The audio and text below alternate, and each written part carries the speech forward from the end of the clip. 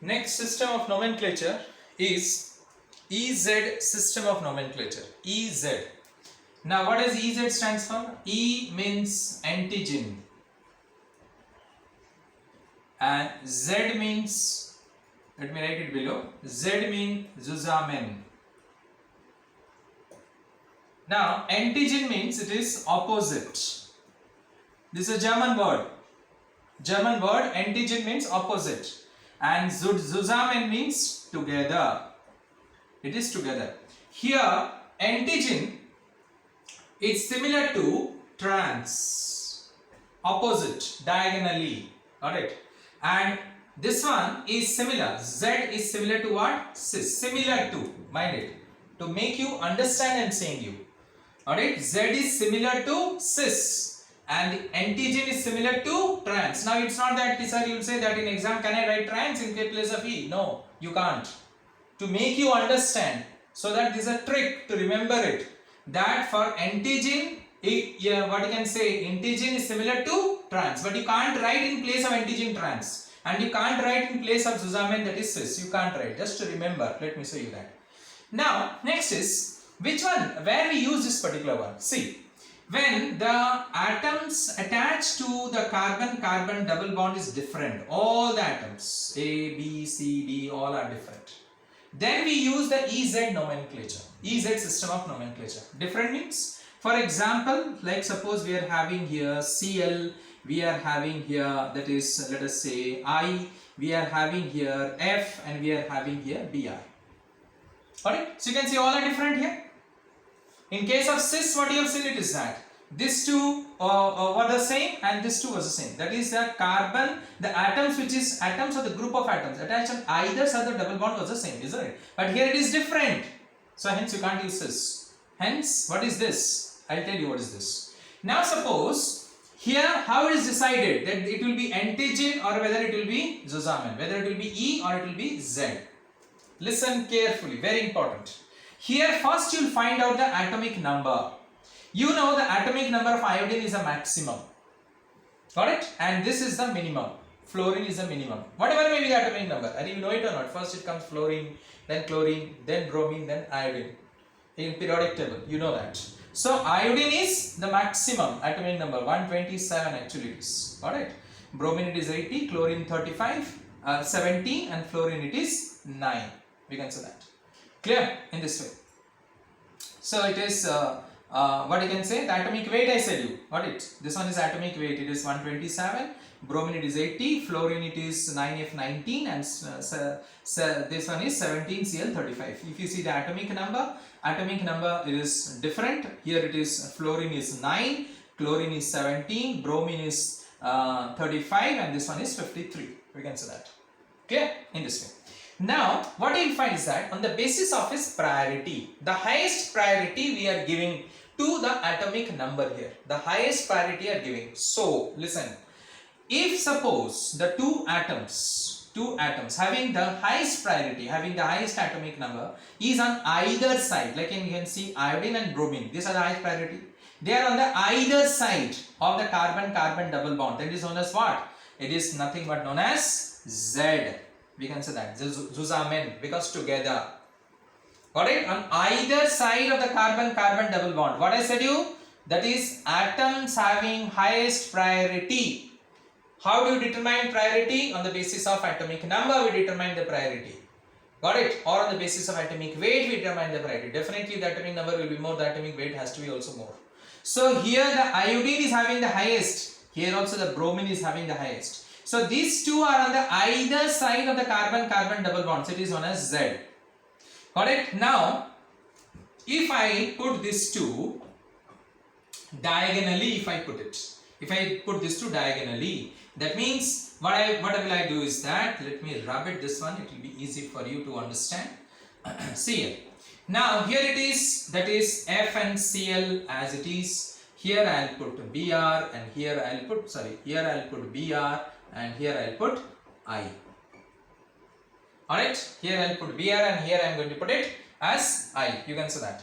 So, what you find is that when they are diagonally they are attached, Alright, now you can see I and Cl are on the same side. Br and F are on the same side. Here I and Cl diagonally, Br and F diagonally.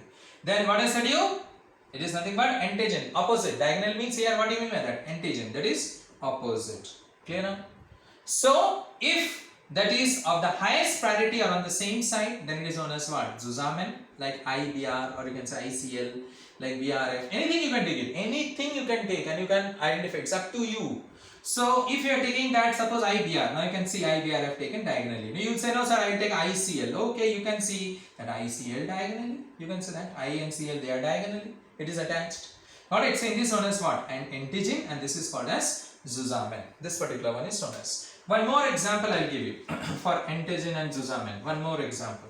Similar to what you can say cis and trans. Let us say we are having C here CH3 group. Here we are having that is nothing but what more I take? C2H5 group, let us say. Here it is H and here it is H. Fine. So what it will be, can you tell me? This is Zusammen. Because see, this molecule, here you have to calculate the molecular weight, no atomic number. Here molecular weight you see. The molecular weight, the highest is are on the same side of the double bond. So it is known as what? Zusammen. Now the same thing, what will I do? The same thing, what I am going to do it here. CH3H, let it be here. Here it will be H and C2H5. Now the same CH3, C2H5, they are diagonally attached. See there, it is diagonally attached. H is diagonally attached. It is known as what? It is called as antigen. Now I think you got it. CH3 group, higher molecular weight, C2H5 group, higher molecular weight. Compared to what? Compared to these two hydrogen. We will compare with this, now don't compare with these two carbon, no. So in this way what you find is they are on the same side. It is known as what? Zusammen. And if it is diagonally attached, it is called as what? Antigen. I hope you got it now. What is antigen and what is Zusammen and how do we write it down? This is EZ system of nomenclature. Children, you need to practice a lot of these things. Then only you will be able to understand it. Now next is, we will be finding it out, the number of geometrical isomers in polyene. Polyene means what? Polyene. Polyene means there are so many double bond is there. That is called polyene. We can say that, or polyene. We can say that. So what I said you, what I am going to find? Number of geometrical isomers in polyene. We can say that. Now, suppose here conditions are there. Here conditions you have to remember it. Suppose the polyene contains two different, what you can say, ends. It ends with two different atoms. If it is going to end with two different atoms, and the number of double bond here, it is even number. Even number of double bond is there. Listen carefully. Point number one. What I am saying, even number of double bond. Because double bond has to be there. Otherwise, how it will be restricted rotation. Even number of double bonds are there, and it is ending with two different atoms or groups. Two different atoms or groups. Like, let us say C6H5, CH, double bond CH, then CH double bond CH, then CH double bond CH, and here it is, let us say, what is that? Cl. Okay, and here how many double bonds I have taken? That is one more, let me take one more. Then it will be, formula will be coming. C6H5, let me write from here, C6H5, CH, double bond CH, double bond CH, double bond CH, double bond CH,